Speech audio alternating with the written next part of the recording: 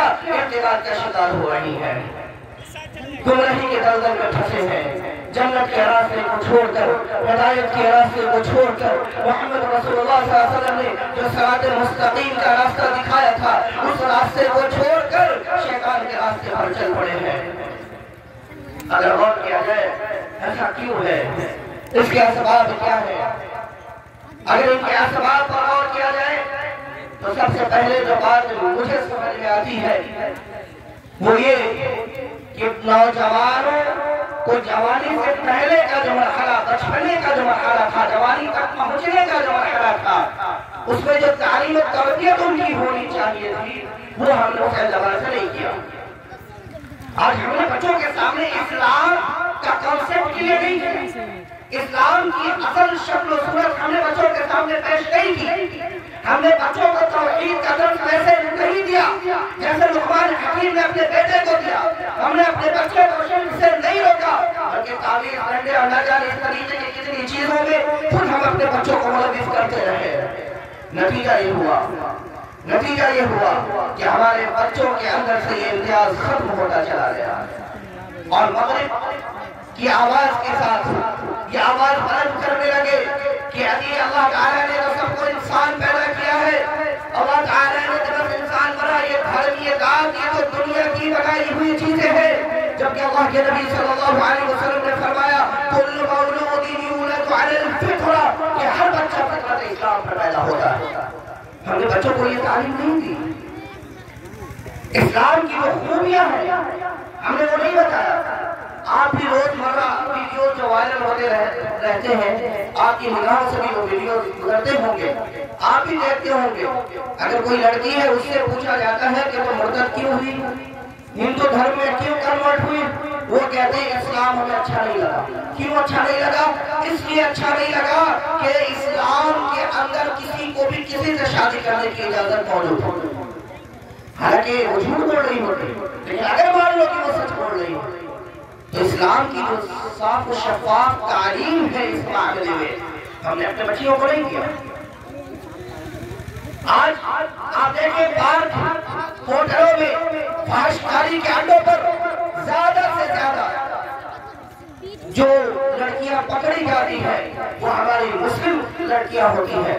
आप जाकर देखें सोशल मीडिया पर जो भी साइट हो, जहां पर भी टिकटॉकर हो या कुछ भी हो, मुस्कुरा करते हुए, नाचते हुए, गाते हुए, एक्टिंग करते हुए जो नजर आते हैं, ये हमारे मुसलमान बच्चे और हमारी मुसलमान बच्चियां कसरत के साथ नजर आती हैं।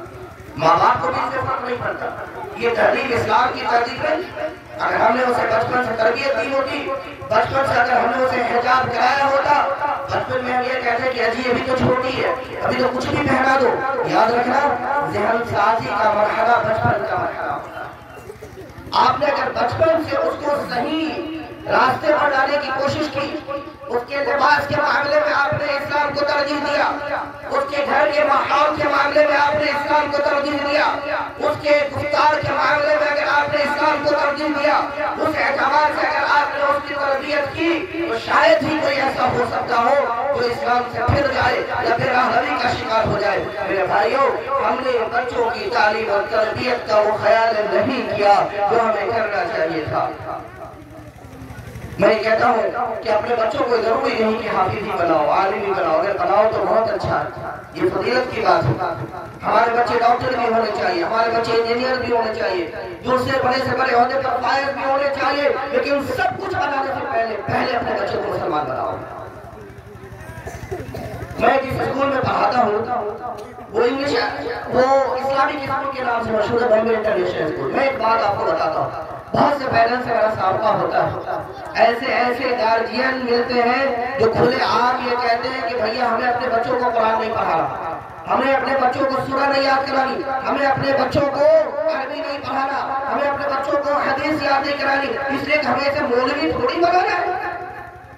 गोया के कुरान पढ़ने से बस इंसान मौलवी होता है, बाकी लोगों को तो कुरान पढ़ने की जरूरत नहीं, बाकी लोगों को कुरान पढ़ने की जरूरत नहीं, बाकी लोगों को इस्लाम के जो आदाब है, आदाब की जिंदगी जो अल्लाह के नबी सल्लल्लाहु अलैहि वसल्लम ने हमें सिखाए हैं, क्या उन आदाब की जरूरत नहीं, बाकी लोगों को हदीस रसूल सल्लल्लाहु अलैहि वसल्लम के जानने की जरूरत नहीं। याद रखें, अगर ये ज़हनियत गार्जियन का है, वालिदैन का है, तो वो बच्चा कैसे तरक्की करेगा, कैसे इस्लाम पर रहेगा, आप सोच सकते हैं। हमारे एक उस्ताद मोहतरम अल्लाह की मग़फ़िरत करे, शेख ताहिर सलफी रहमतुल्लाह, वो क्लास में मजाक कर लोगों को हमेशा कहा करते थे, ए लड़का तुम लोग जान लो, अगर नुत्फा बेनमाजी का हो, रहम बेनमाजी का हो, तो ऐसे नुत्फे और ऐसे रहम से नमाजी औलाद की तवक्कुल मत किया करो। और आप अगर कुरान के अंदर, कुरान ने जो हमें उसलूब दिया है तौबीयत का, आप वहां देखिए तो कुरान ने हमें ये कहा है कि तुम भी वो काम करो, अपने बच्चों को भी उस काम के करने पर उभारो। वो आप खुद भी नमाज पढ़ो, बच्चों को भी नमाज पढ़ने के लिए कहो, बीवियों को भी कहो, बेटियों को भी कहो, और खुद भी उस पर जमे रहो।